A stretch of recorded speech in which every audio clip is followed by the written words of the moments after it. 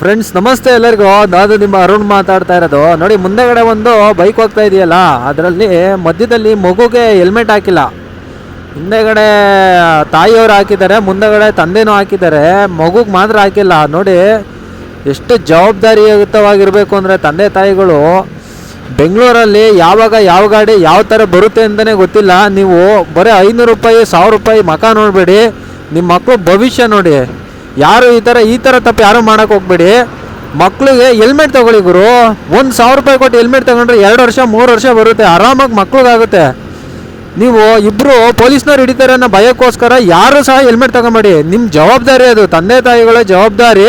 ಮಕ್ಕಳುಗಳಿಗೆ ಹೆಲ್ಮೆಟ್ ಹಾಕ್ಸೋದು, ಗಾಡಿ ಕರ್ಕೊಂಡು ಹೋಗೋದು ನಿಮ್ಮ ಜವಾಬ್ದಾರಿ.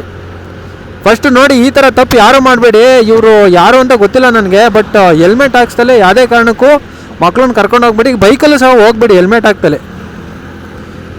ಅವ್ರು ಹೋಗ್ತಾ ಇದ್ದಾರೆ, ಹೇಳೋಕ್ಕೆ ಆಗಲ್ಲ ದೊಡ್ಡವರವರು, ಅವರೇ ಅರ್ಥ ಮಾಡ್ಕೊಬೇಕು. ಸಣ್ಣ ಸಣ್ಣ ವಿಷಯಗಳು ಗುರು, ಕಾಮನ್ ಥಿಂಗ್ಸ್ ಇವೆಲ್ಲ.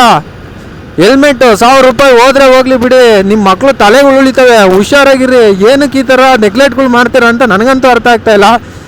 ಅಟ್ಲೀಸ್ಟು ನಿಮ್ಮ ಮಕ್ಕಳು ಗುರು ಅವರು, ಬೇರೆ ಯಾರು ಅಲ್ಲ. ನಿಮ್ಮ ಮಕ್ಕಳನ್ನ ನೀವು ಚೆನ್ನಾಗಿ ನೋಡ್ಕೊಳಕ್ಕೋಸ್ಕರ ತಾನೇ ಇಷ್ಟೆಲ್ಲ ಹೋರಾಟ ಬಡದಾಟ ಎಲ್ಲ ಹಾರಾಟ ಮಾಡ್ತಾ ಇರೋದು. ಏನಕ್ಕೆ? ನಾವು ಚೆನ್ನಾಗಿರಬೇಕು, ನಮ್ಮ ಮಕ್ಕಳು ಚೆನ್ನಾಗಿರಬೇಕು, ಒಂದೊಳ್ಳೆ ಊಟ ಮಾಡಬೇಕು, ಒಂದೊಳ್ಳೆ ಬಟ್ಟೆ ಹಾಕೋಣಕ್ಕೋಸ್ಕರ ನಾವು ಬದುಕ್ತಾ ಇರೋದು. ಈ ಥರ ಗಾಡಿಗಳಲ್ಲಿ ಬೇಜವಾಬ್ದಾರಿ ಥರ ಹೋದರೆ ಹೆಂಗೆ? ಸೊ ನೋಡಿ, ಯಾರು ಈ ಥರ ತಪ್ಪುಗಳು ಮಾಡೋಕ್ಕೆ ಹೋಗ್ಬೇಡಿ ಅಷ್ಟೇ. ಎಷ್ಟೋ ಜನ ಉಳ್ಕೊಂಡಿದ್ದಾರೆ, ಹೆಲ್ಮೆಟ್ ಹಾಕ್ಕೊಂಡಿದ್ದಾರೆ, ಎಷ್ಟೋ ಜನ ಬದುಕಿದ್ದಾರೆ. ಈ ಥರ ಸಿಲ್ಲಿ ಥಿಂಗ್ಸ್ಗಳನ್ನೆಲ್ಲ ಏನಕ್ಕೆ ಜನಗಳು ಅರ್ಥ ಮಾಡ್ಕೊಳಲ್ಲ ಅಂತ ನನಗೆ ಅರ್ಥನೇ ಆಗ್ತಾಯಿಲ್ಲ. ನೋಡಿ, ಈ ಥರ ಯಾರು ತಪ್ಪುಗಳು ಮಾಡೋಕ್ಕೆ ಹೋಗ್ಬೇಡಿ. ಹೆಲ್ಮೆಟ್ ಹಾಕೊಂಡು ಗಾಡಿ ಓಡಿಸಿ.